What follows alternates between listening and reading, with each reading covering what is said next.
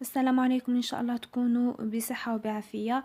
فيديو هذا اليوم راح يكون وصفة وفكرة بإذن الله، ومازال راح نكثر لكم من هذه الأنواع تاع الفيديو.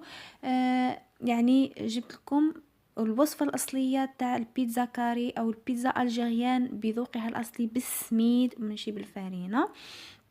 أيضا الفكرة يعني كيفاه دخلت هذا البيتزا يعني في التسويق وفي مشروعي في الحلويات والأكلات، وأي سيدة ماكثة في المنزل كيفاه تمشي هذا المشروع بإذن الله.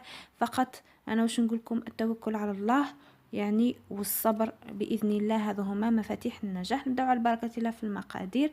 لهنا عندي ملعقة كبيرة تاع سكر، وعندي هذا الكيل تاع الكاس يهز 250 غرام من السميد. انا كما قلت لكم درت سميد رطب، لازم الرطب. اذا كان عندكم سميد متوسط تقدروا ديروا نصف الكميه سميد متوسط والنصف الاخر فارينه. والسيدات اللي يحبوا يخدموها كمشروع او الاخوان يعني اذا كان رجال وش يخدموا بالفارينة تاع 50 كيلو، راهي تتباع ب1000 دينار، أي 100,000 إلى 1200 دينار. يعني كل خطرة كيفاه تتباع، هذيك هي اللي يخدموا بها المحلات والمخابز، لأنه في المشاريع التجارية لازم التكلفة تكون قليلة والربح يكون كبير. هذه هي التجارة. هنا كما قلت لكم عملت 3 كيسان، داروا لي 3 خبزات. البلاطو 30 على 32 سنتيم. وسميد علاه سميد رطب هكذا باش تخمر لنا وتجينا يعني خفيفة. هنا نزيد السكر ونزيد فوقو الخميرة.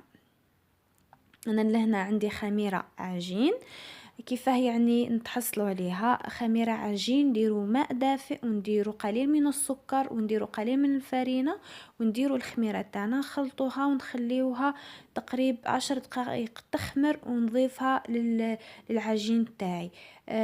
والكمية تاع الخميرة حبيبات شحال راح ندير لكل كاس راح ندير ملعقة ونصف شتاء وملعقتين صيفا، خاصة في السميد انه السميد يدي كميه تاع خميره مش كيما الفارينه.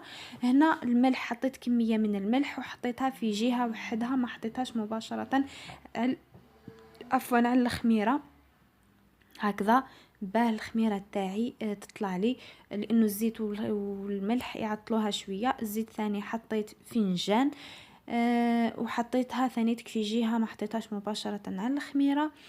هنا راح نبدا نخلط الخليط بالماء الدافئ. انا لهنا في الكيسان داولي كاس ونص من الماء الدافئ اللي انا السميد تاعي ما يشربش. كاين سميد يشرب يعني قادر يدي لكم كميه اكبر من هذا من الماء، يعني كاس ونص الى تقريب كاسين من الماء حسب الكميه. لازم تكون العجينه طريه، ونحاول ندخل فيها قليل من الهواء، نعجنها شوي باش نعجنها بزاف، فقط مدة 5 دقائق. وإذا كانت عجانة تكون أحسن وأحسن، يعني تحصلوا على نتيجة أفضل. أنا يعني عجنتها باليد. وكفكرة فقط انه هذه التكلفة تاع يعني لي بلاطو هذو داروا لي، يعني اذا كان قصيتهم صغار راح يديروا لي 12 حبة، واذا كان قصيتهم كبار راح يديروا لي 9 حبات. ما انا قلت لكم نعطيكم كل شيء مضبوط. هنا راني نعجن، وبعد ما نعجن لازم نخليها تخمر. انا العجين كما راكم تشوفوا ماهوش طالق روحو شويه، ها اني حطيتها يعني باش تخمر. لهنا نحضر الصلصه ونعطيكم سر الصلصه. هنا ندير الزيت تقريب نصف فنجان مع 2 سنات تاع ثوم شويه كبار وملعقه تاع طماطم مصبرة. هذو راح نحطهم فوق النار هادئة تماما حتى كي تبدا هذيك الطماطم تذوب لي. ونزيد طماطم مرحية، يعني لازم نرحيها في الروبو، ما نرحيهاش بالبرا، لازم تكون كأنها مقطعة ولا مرحية في لاراب، ما لازمش تكون عجين هكذا باش تكون نكهتها افضل وافضل. ونزيد عليها كأس من الماء، الكأس من الماء هذا باه نزيدو من الكمية تاع الصلصة وتكون رطبة. فلفل اسود ونزيد ملح ونزيد فلفل حار، هذه مكونات الصلصة. والصلصة ما تطيبش، فقط شغل راح تغليه نطفيلها. هذه هي النكهه اللي تلقاوها في البيتزا كاري، يعني الصلصه ماهيش طايبه. هنا العجين تاعي كما راكم تشوفوا راه خمر، خليته تقريب يعني واحد الساعه، كل واحد كيفاش. وسر اخر لازم هنا الزيت، ندهن البلاطو تاعي مليح بالزيت لانه هكذا راح يمد لها قرمشه، وراح نطرح العجين تاعي. انا كيما قلت لكم يعني لو كان نقطع في هذا البلاطو حبات صغار حيدير لي 12 حبه، يعني بلاطو نبيعو ب 12000، 3 بلاطوات حنبيعهم ب36,000، والتكلفة كانت فقط مامبا 100 دينار جزائري، والربح كان 260 دينار جزائري. واي سيدة كتعود تخدم يعني تخدم بالبلاطو الكبار، والفرن يعني كان كيما فرن السعاده مليح. وهذا البيتزا راهي ما تطولش في الفرن باش ما تنشفلناش الصلصه. هادو هما اسرارها، ومازال سر واحد اخر دوك تشوفوه في التطبيق راح نقوله لكم. المهم انا راني نحاول نشرح ونعاود هكذا باش توصل الفكره لجميع الاخوات.